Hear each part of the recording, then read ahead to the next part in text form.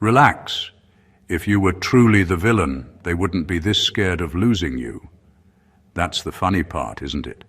The same people who claim to be all-powerful practitioners, the ones flexing candles, talismans, and secret rituals are suddenly shaking because you went quiet, healed a bit and started minding your business. No dramatic ceremony, no smoke, no Latin, just you choosing peace. And somehow it's reading in the spirit like you upgraded your spellbook. Here's a wild fact to ground this. Psychologists have found that when someone loses control over a person they were used to manipulating, their brain literally processes it like a threat. Their body reacts as if their survival is on the line. They get anxious, obsessive, paranoid. Now imagine that same reaction in people who already believe they're working energy on you. Of course, it feels to them like you're casting something stronger. They're not used to you unplugging from their power grid, because that's what shifted. You didn't suddenly become some robe-wearing grand sorcerer in the night. You started doing things that are way more disruptive to fake spiritual power. You healed a wound instead of feeding it. You broke a pattern instead of repeating it.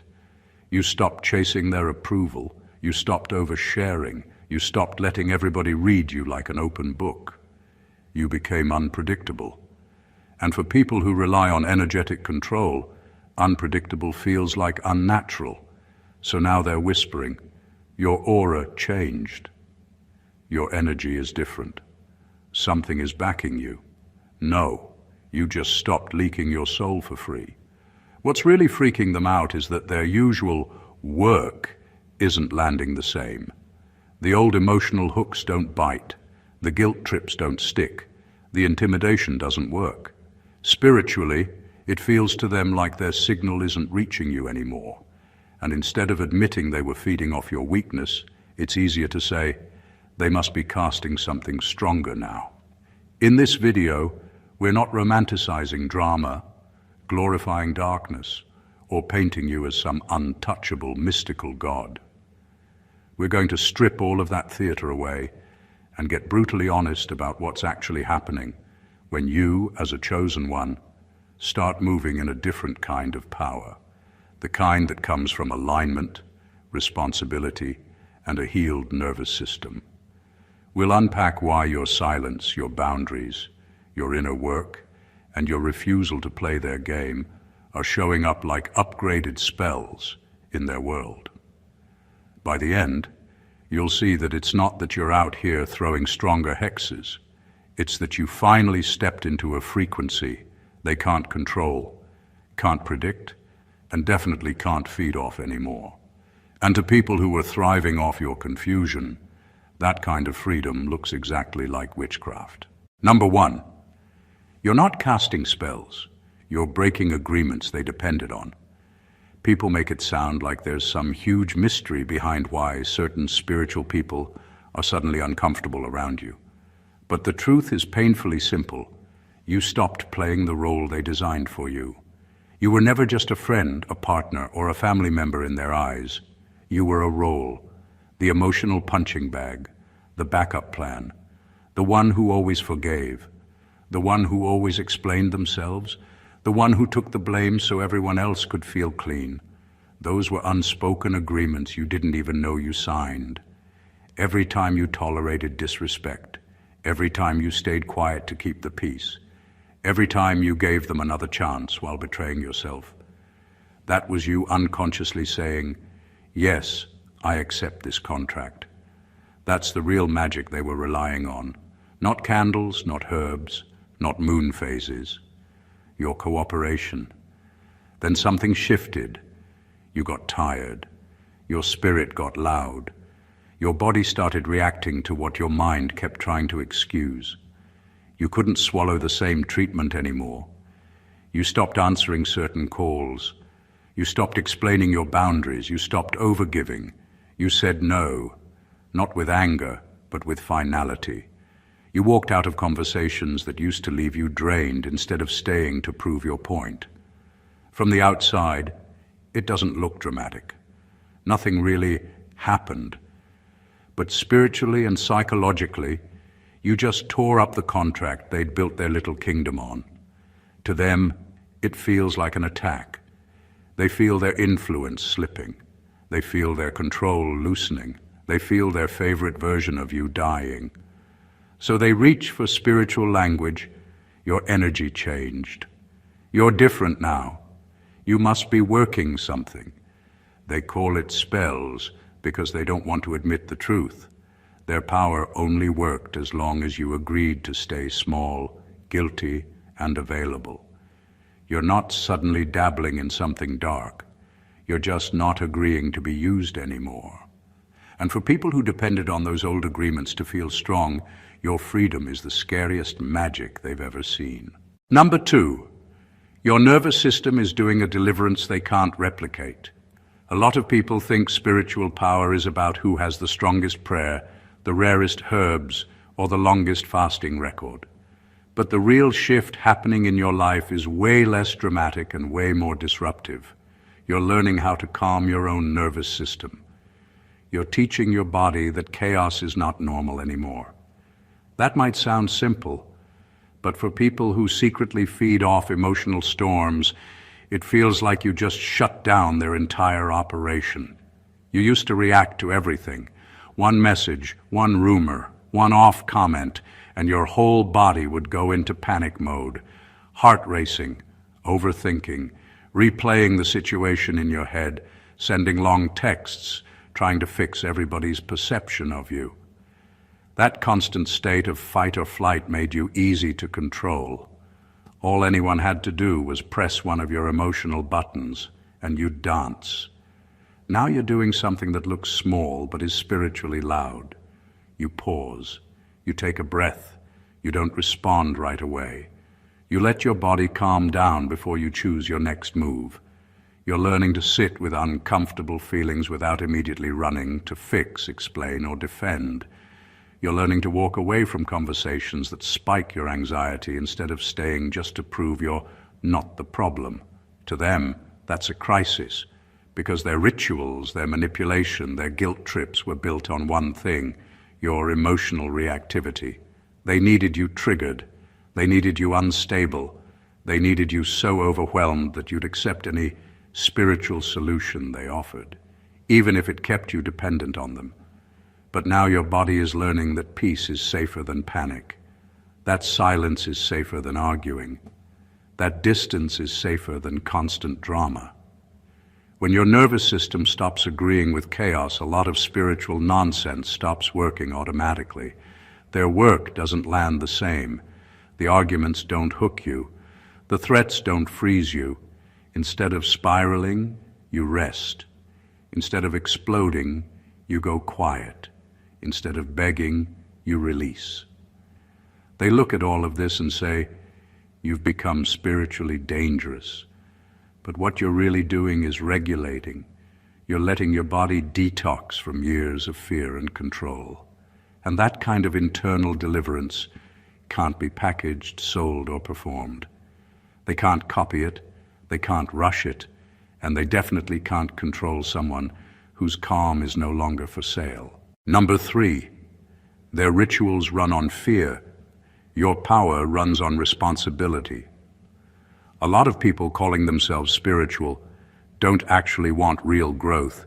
They want shortcuts. They want to skip character and go straight to control. They want results without facing themselves. That's why so much of what passes as spiritual work is secretly built on fear. Fear of loss, fear of punishment, fear of being exposed, fear of being alone. Fear is the fuel that keeps their rituals running. You used to live on that fuel too. You were scared of saying no, scared of being misunderstood, scared of walking away from toxic love, fake friendship, or controlling mentors. So you went along. You over-explained. You begged.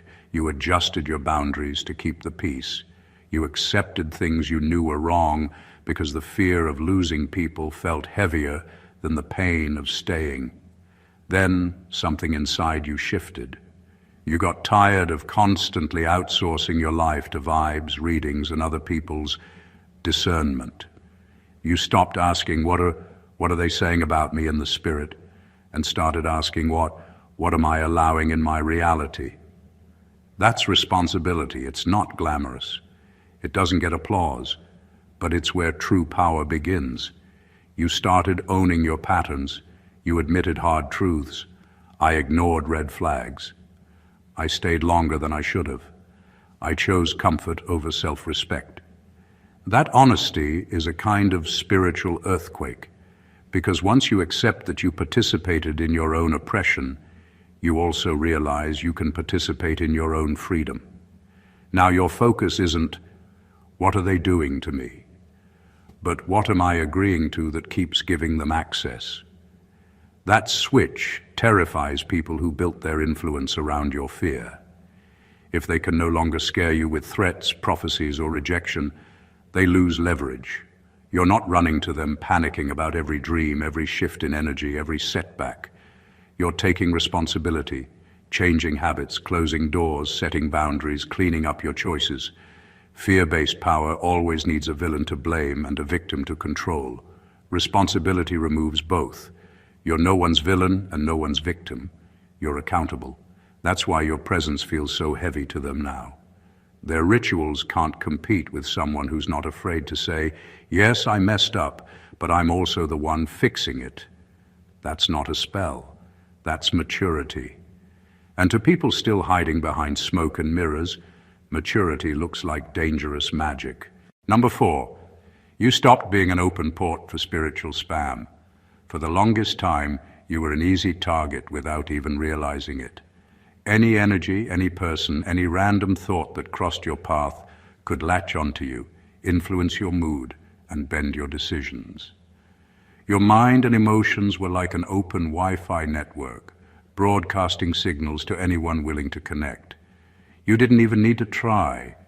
People's projections, manipulations, and drama found their way straight in, and you absorbed it, often believing it was part of your own experience.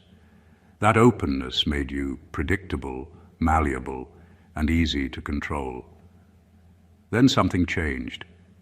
You started saying no, not necessarily out loud, but in your energy, in your presence, in the way you refused to react to every ping, every subtle manipulation. You became selective. You started recognizing which thoughts belonged to you and which were intrusions.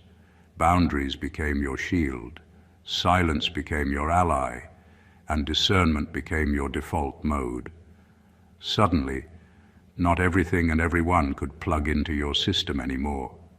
You were password protected, and that's when people noticed. The same ones who thrived on your availability, your reactions, your emotional bandwidth, suddenly felt like you'd grown too powerful. Their usual access points, the guilt trips, the whispers, the manipulative guidance, even subtle judgment, started bouncing off instead of sticking. Your calm indifference, your refusal to respond to every vibration, your careful curation of what energies you let in, felt like sorcery to them. What they can't admit is that you didn't need to learn spells, rituals, or secret techniques to become untouchable. You just reclaimed your system. You refused to be a conduit for every random thought, fear, or scheme. You upgraded your internal firewall, and that's the kind of power that can't be copied or forced.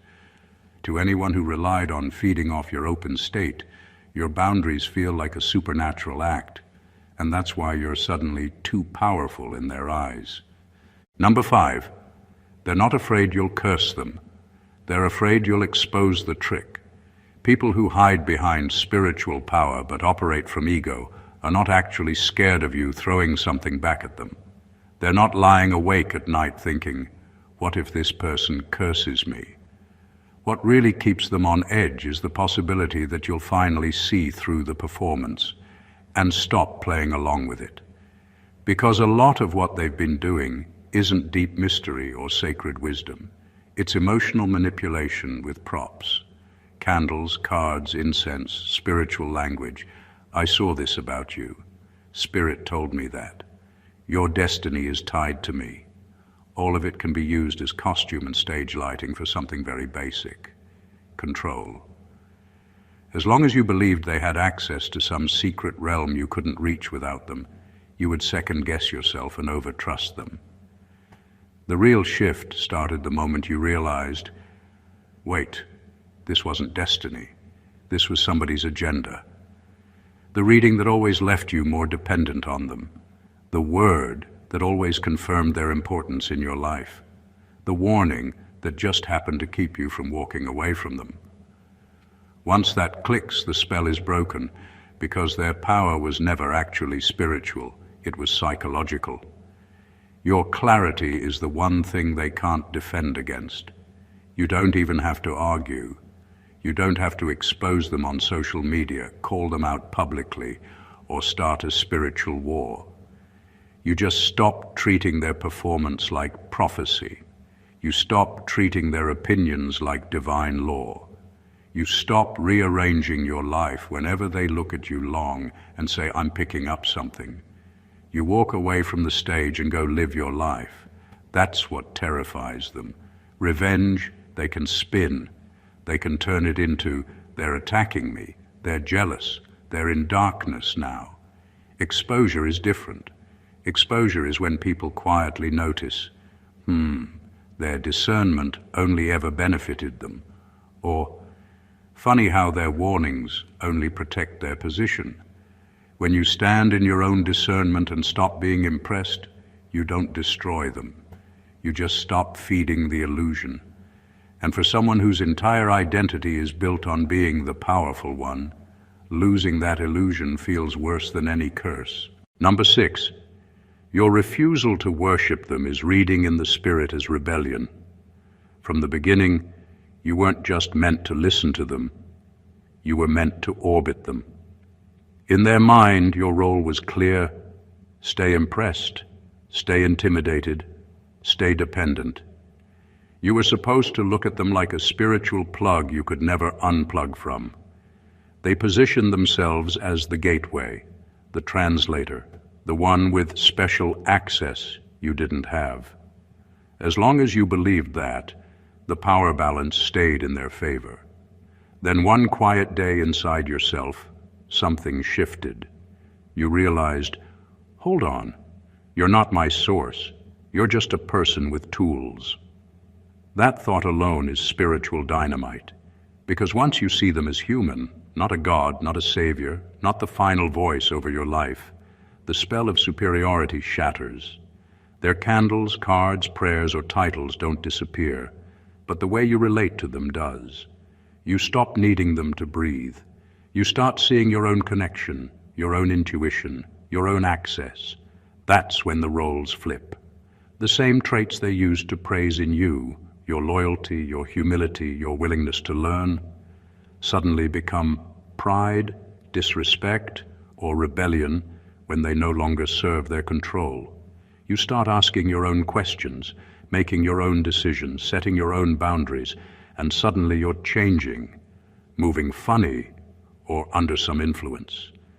Not because you're doing anything dark, but because you dared to step off your knees. To people who need worship to feel powerful, simple self-respect looks like witchcraft. They read your independence as an attack. Your silence feels like a threat. Your ability to go directly to God, to your own intuition, to your own inner guidance without their confirmation, feels like you're bypassing their throne. And in their world, any soul that stops bowing is automatically dangerous, so they give it language. You're being deceived. You're in rebellion. You're not covered anymore. What they won't say is, I'm scared because I no longer own your fear, your attention, or your neediness. You're not rebelling against truth. You're rebelling against idolatry. You stop treating them like your oxygen, and they're gasping because their power was never about serving you. It was about being served by you. Number 7, you're doing the one thing dark power can't stand: healing. This is the part they never talk about. Most of the spiritual control that people brag about isn't really touching your spirit first. It's locking into your trauma. Manipulative spiritual work thrives in old wounds. Abandonment, rejection, shame, fear of not being enough, fear of being left, fear of being exposed. Those are the open doors.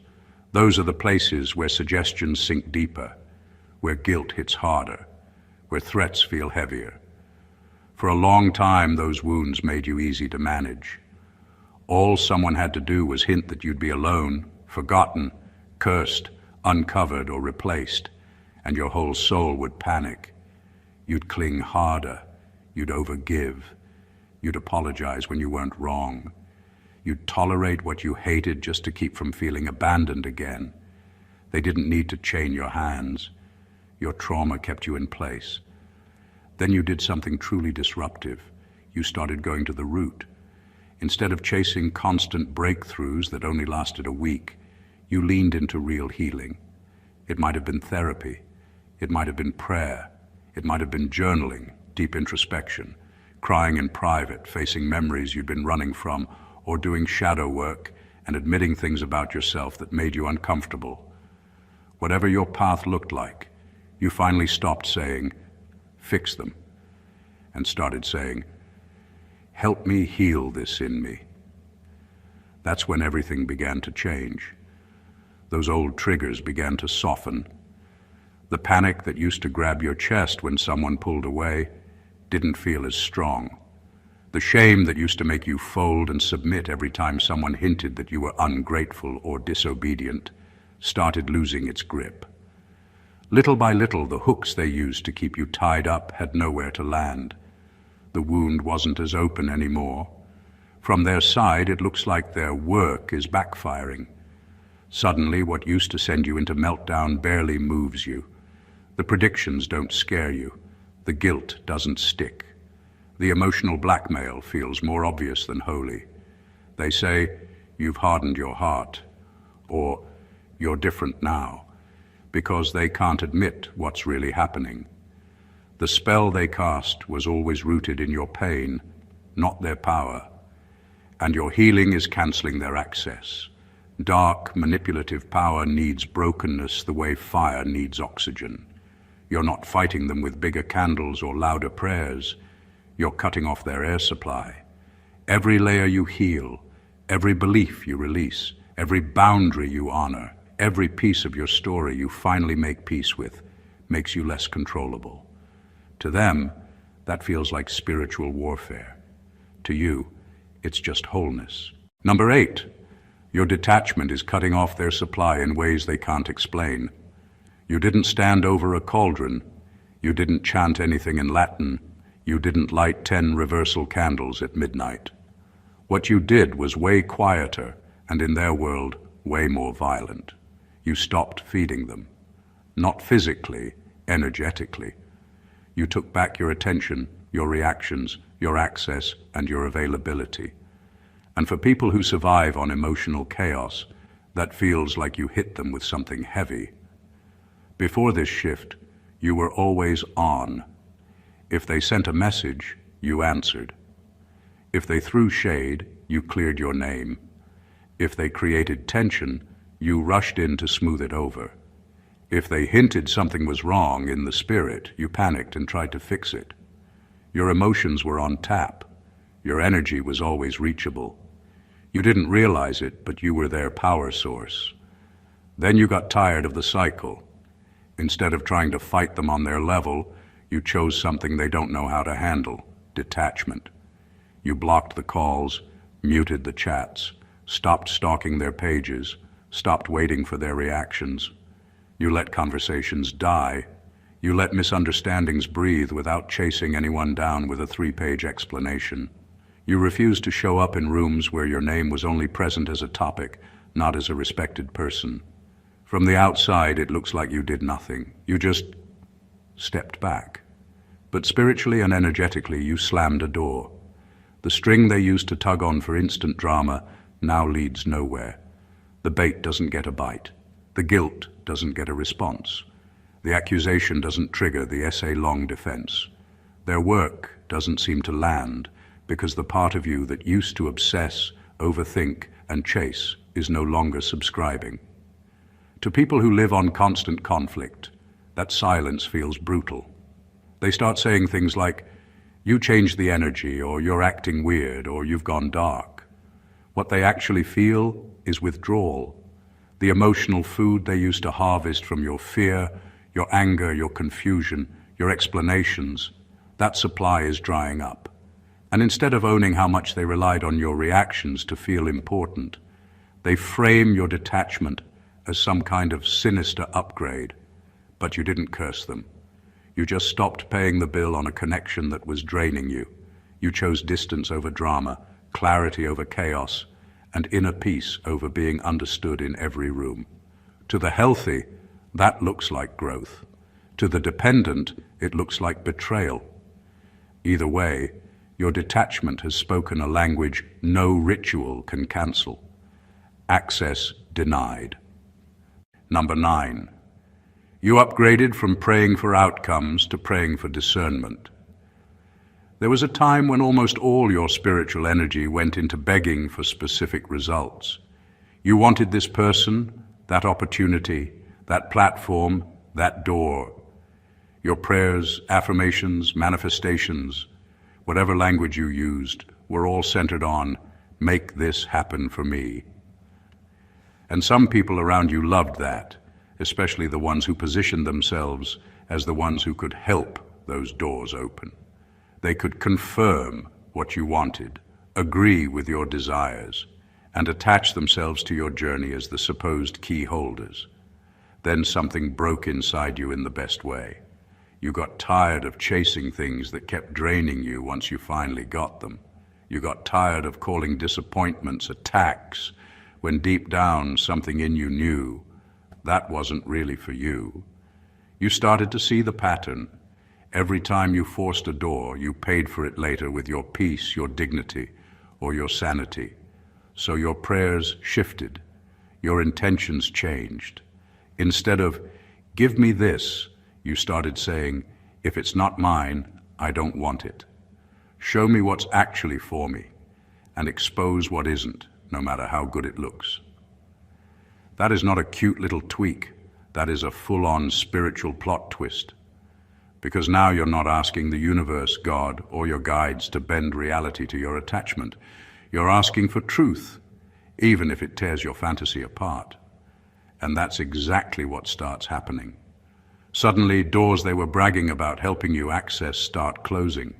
People they swore were divinely connected to your destiny begin to show their true character. Relationships that were ordained start rotting under the light of honesty. Opportunities that looked golden reveal the fine print. Your voice dimmed, your boundaries violated, your value minimized. To outsiders, it looks like spiritual warfare. To the ones who tried to attach themselves to your rise, it looks like you're being blocked or under attack.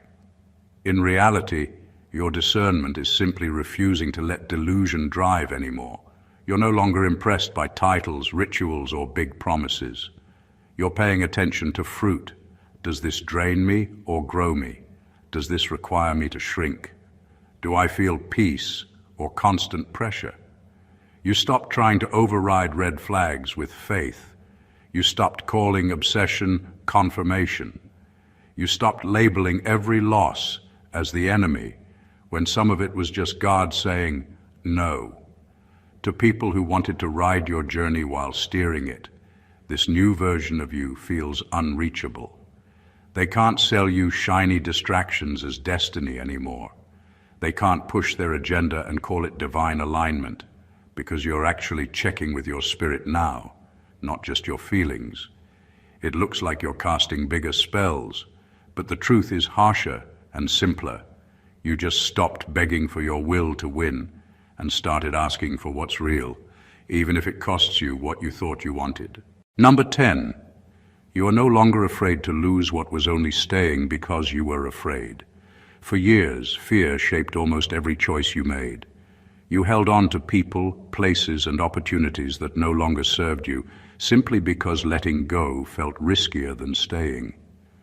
You tolerated toxic relationships, exhausting friendships, and suffocating environments, not because you wanted them, but because the thought of starting over, being alone, or losing a familiar comfort was unbearable.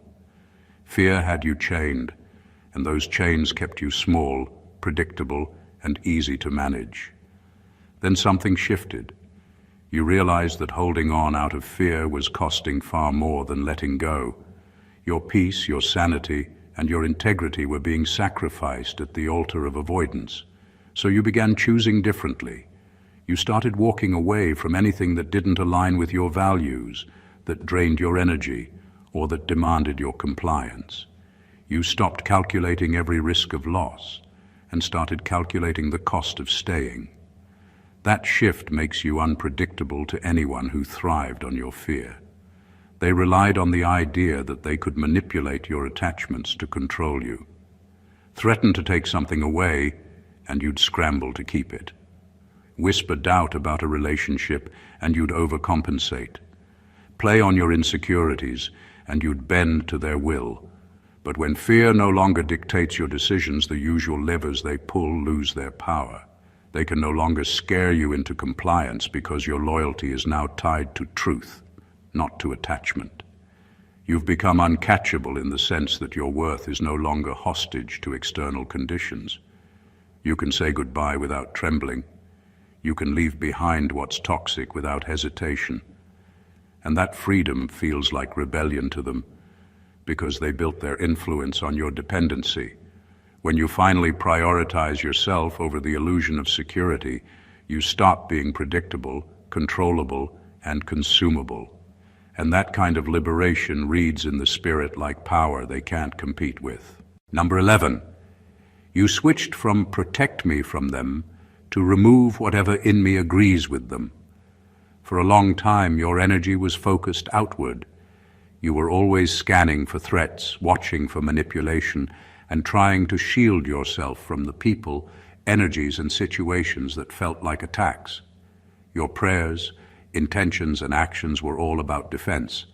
Protect me from them, from what they're sending, from what they're doing. That constant external focus kept you reactive. You were always responding, always on edge, always trying to outmaneuver what you believed was coming at you. Then something shifted. You started looking inward. The question changed from who's doing this to me to what in me keeps cooperating with this pattern. You realized that the real leverage they had over you wasn't just their influence. It was your agreement, often unconscious, with the dynamics that kept you small or drained. Maybe you were over-explaining yourself, excusing their behavior, tolerating disrespect, or ignoring your own boundaries. Maybe old fears and insecurities were keeping you stuck, repeating the same patterns that made their control possible. Once you turned your focus inward, everything changed. You stopped obsessing over who was sending energy, what spells were allegedly being cast, or who was behind your discomfort. Instead, you started cleaning up the parts of yourself that had always been opening the door. You began noticing your own reactions, habits, and choices, and you worked on dismantling the patterns that allowed manipulation to stick. That's when their work really starts to fail. The hooks they relied on, the fear, guilt, shame, and old trauma, no longer find purchase. You're no longer a reactive victim waiting for the next wave. You're actively shaping your reality from the inside out. By removing your internal agreement with their control, you disrupt the cycle at its source. The power shift isn't about fighting them. It's about taking responsibility for the parts of you that unknowingly handed them influence, and that is far more potent than anything they could throw at you. Number 12, you stopped romanticizing spiritual power and started valuing clean motives. There was a time when the whole idea of being powerful had you hooked. The most gifted, the most prophetic, the most anointed, the most spiritually deep. That's what everyone made it about. You were taught to look up to whoever seemed the most mysterious, the most intense, the most dramatic in the spirit. Tears, shaking, cryptic messages, heavy tones, big titles. It all looked like proof of a higher level. You absorbed that. A part of you wanted to be seen that way too. Then life and experience humbled you in the best way. You watched people with power, but no integrity, accuracy with no empathy, gifts with no accountability.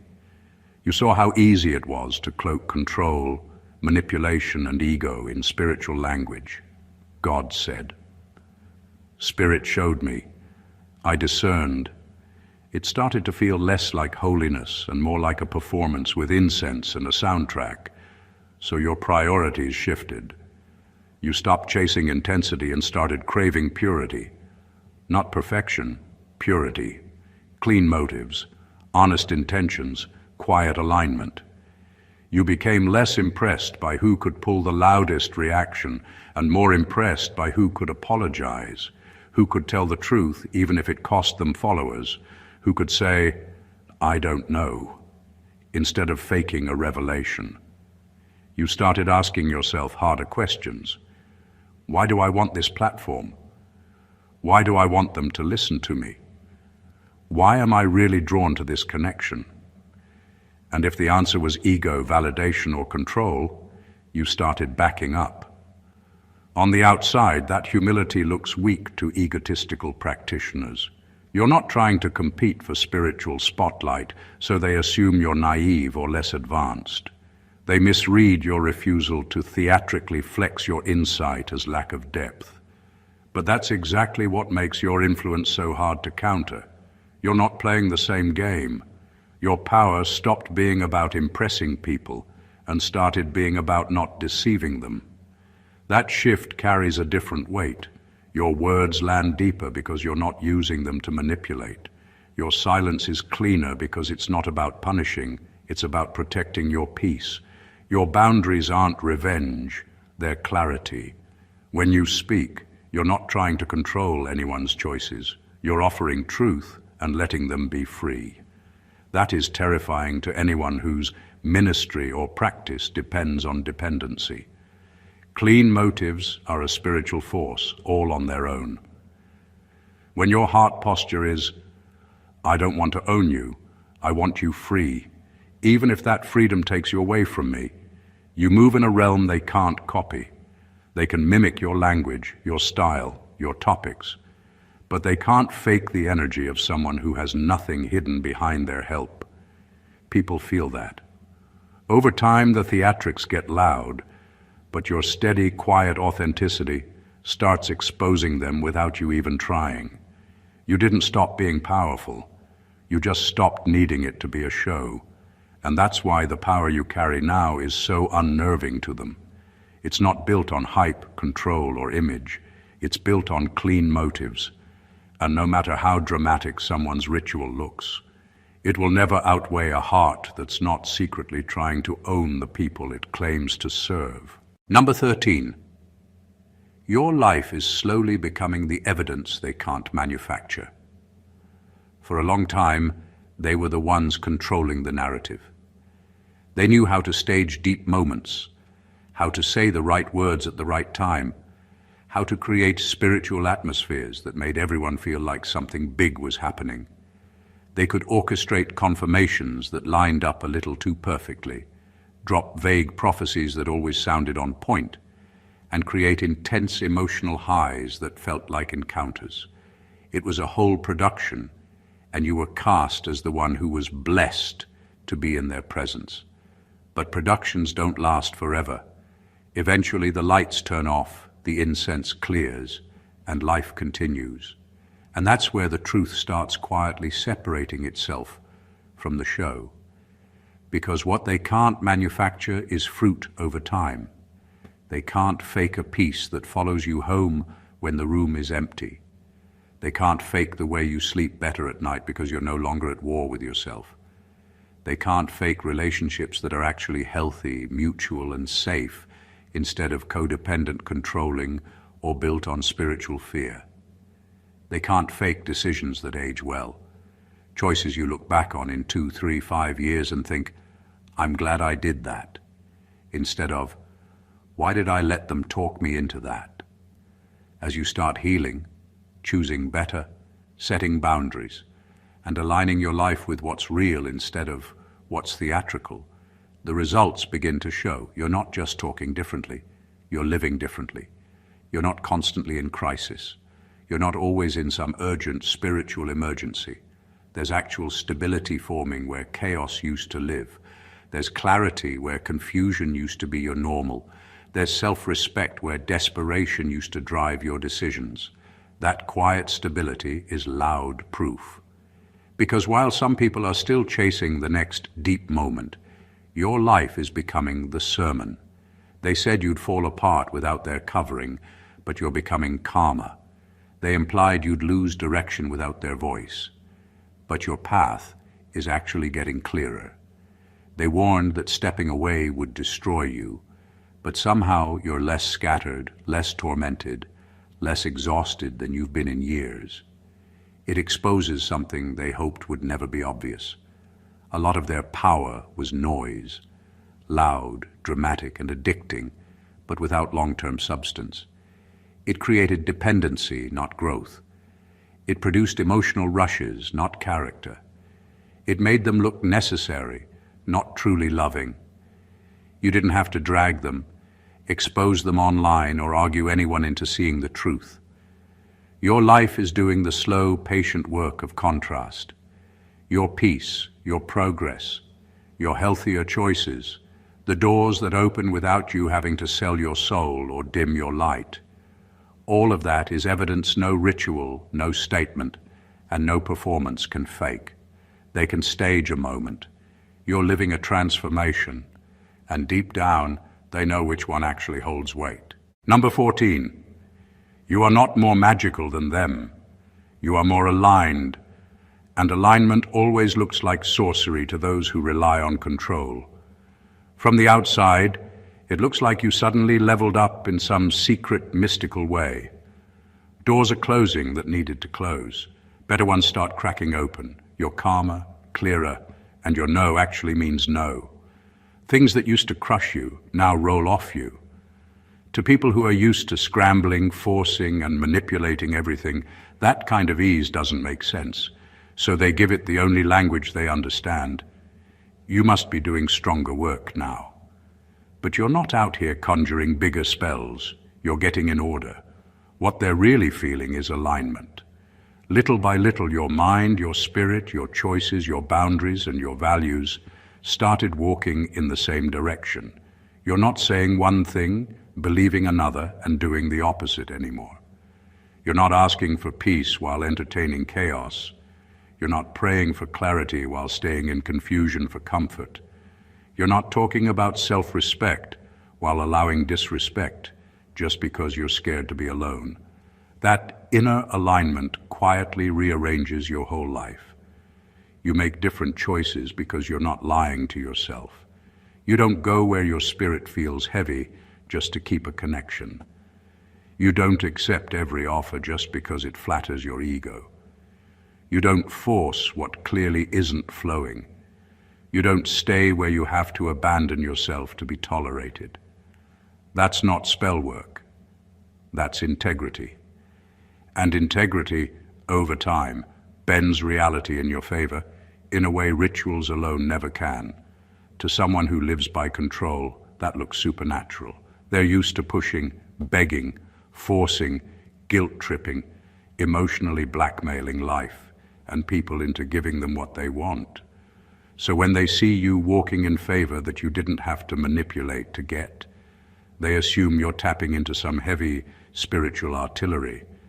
It doesn't cross their mind that peace, truth, and consistency are powerful all by themselves. You're not more magical. You're less divided. Your yes and your no are no longer for sale. Your presence is no longer a tool they can move around for their benefit. Your energy isn't scattered in 5 directions, trying to keep everyone happy at your own expense. You're not easily seduced by titles, drama, or deep talk. You value what's real, what's solid, what doesn't cost you your soul. And that's the part they really feel but won't admit. You're not becoming some grand sorcerer. They just can't own you anymore. Your alignment broke the leash. Everything we've unpacked here isn't about candles, incantations, or theatrical displays of power. It's about something far deeper, quieter, and infinitely more disruptive to anyone who thrives on control. It's about you reclaiming your energy, your boundaries, and your alignment. Every shift you've made, every boundary you've enforced, every fear you've faced, every old pattern you've healed, has changed the game in ways that no ritual or performance could. You're not casting stronger spells. You're simply refusing to be available for manipulation, refusing to feed the chaos, refusing to agree to contracts you never signed. That refusal looks like power to the outside world, because they are used to obedience, compliance, and emotional accessibility. Your nervous system is delivering what manipulative practices cannot replicate. Your clarity exposes their illusions. Your discernment shuts doors they tried to pry open for you. Your detachment starves them of the supply they depended on. Your willingness to lose what isn't aligned gives you a freedom they can't predict or control. Every step inward, from cleaning your internal agreements to valuing clean motives and walking in alignment, has created a presence that bends reality without them even realizing it. You're not performing, you're simply being, and that presence carries a weight that no smoke, ritual, or ego-fueled theatrics can compete with. This is the quiet revolution. Your life itself is becoming the evidence they can't manufacture. The long-term peace, the healthy relationships, the decisions that age well, the integrity that can't be faked. All the outward theatrics in the world can't replicate what happens when someone becomes whole, self-aware, and aligned.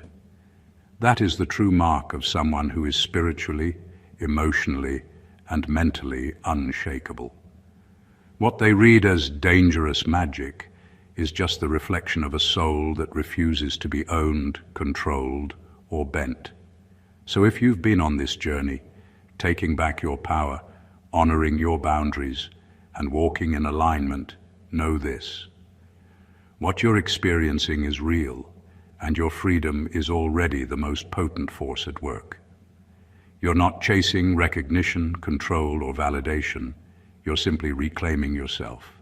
And that is far more powerful than anything they could ever manufacture. If this message resonated with you, make sure to subscribe to the channel for more insights that will help you step fully into your power. Hit the like button if this spoke to your soul, share it with someone who needs this clarity, and drop a comment below to let us know how you're taking back your energy and walking in alignment. This is your moment, your journey, and your freedom. Own it unapologetically. Stay blessed always.